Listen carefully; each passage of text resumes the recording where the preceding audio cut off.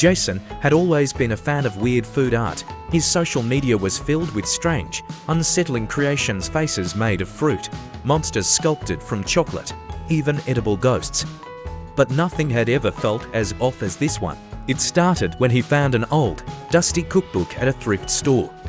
The pages were yellowed, and the cover had a faded title, The Forgotten Feast. Inside, the recipes were bizarre: the watchful pudding, the melting king, and the one that caught Jason's attention, the Feast of Many Eyes.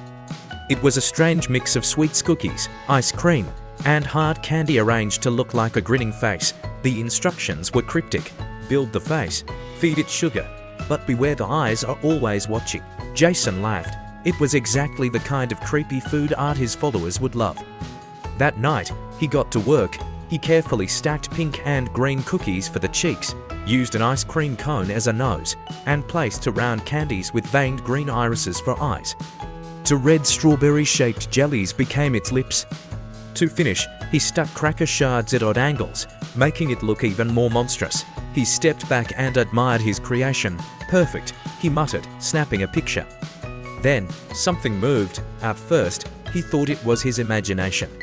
But no, tiny black dots were forming around the edges of the plate. Ants. Already, Jason frowned. He had only just set the plate down. But the ants were swarming, as if they had been waiting for this exact moment. Within minutes, they covered the food face, crawling into the cracks of the cookies, burrowing into the ice cream, completely consuming it.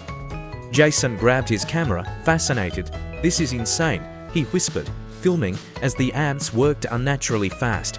Then, the eyes moved. Not the ants, the candy eyes. They shifted, rolling slightly toward Jason, as if the face was watching. A chill ran down his spine. He stumbled back, knocking over a chair.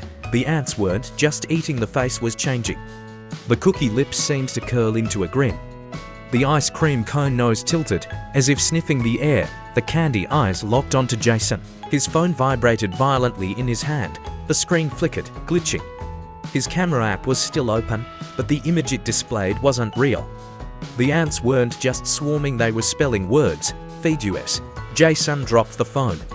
The plate cracked, the face collapsed. The ants scattered, but not completely. Some lingered, watching. Jason didn't sleep that night.